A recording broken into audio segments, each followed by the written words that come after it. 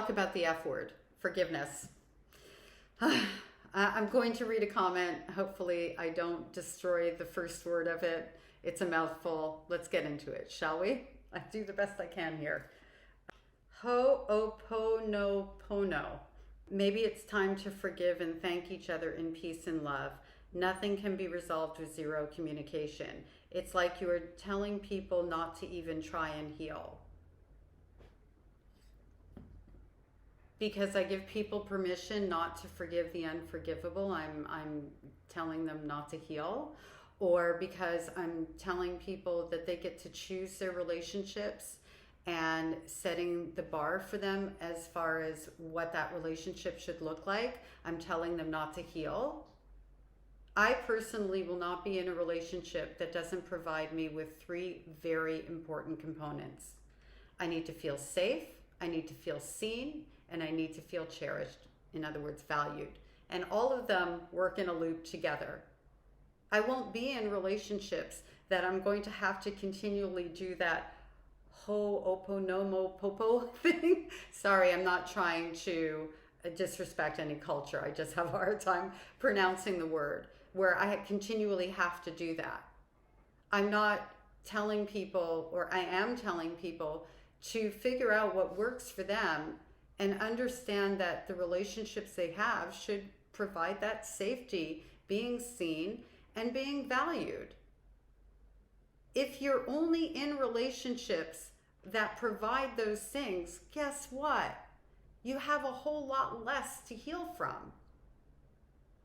That grows your self-esteem, that grows your confidence, that stabilizes your nervous system. Constantly being in a relationship with someone who devalues you, that requires all this constant forgiveness, is not going to give you the healing. What are you saying? I'm like a little bit speechless, actually. And let's get into the zero communication thing. Yes, I've been no contact with my mother for over 30 years because she gives zero communication. I went no contact.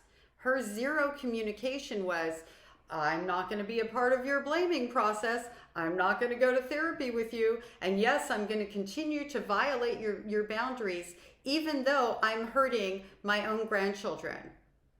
She was telling my daughter, who's 5, 6 years old, to lie to mommy, to not tell mommy that she watched Poltergeist and Dirty Dancing. And when I created a boundary, my mother just ignored it. How long was I supposed to sacrifice my children for to have communication? How many times was I supposed to give that ho'oponopono? I'm really sorry because I don't want to disrespect a culture.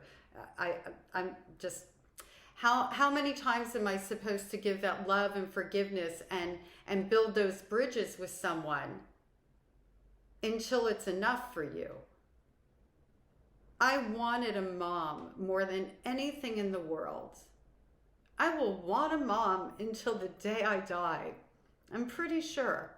Look at me, I'm 59 and I'm welling up with tears because I didn't get to have a mom.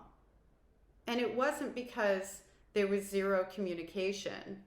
It's because of who she is and continues to be and who she was in my childhood.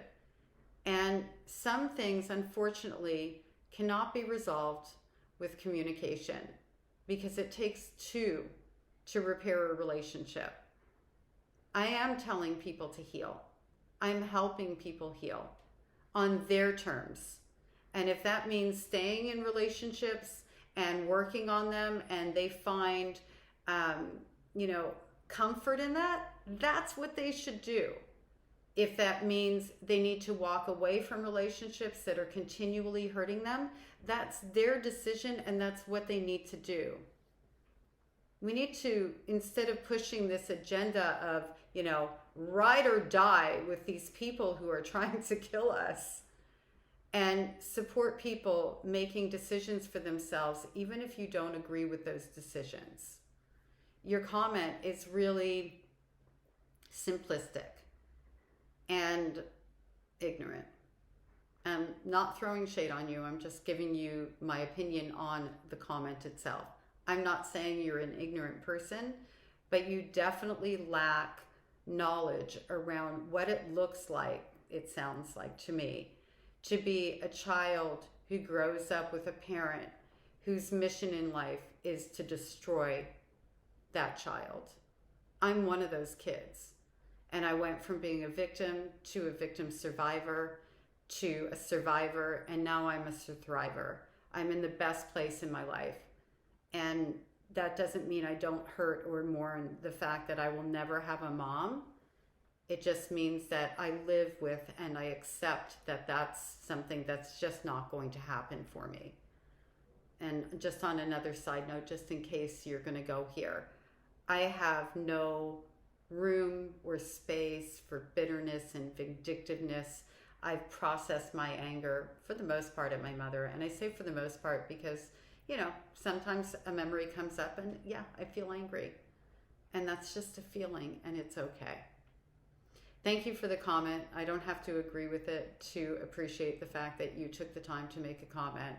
And it gives me the opportunity to talk about these things. And hopefully maybe it opens up your eyes a little bit and your mind a little bit, that what you're telling people is necessary for healing actually may not be the best advice ever.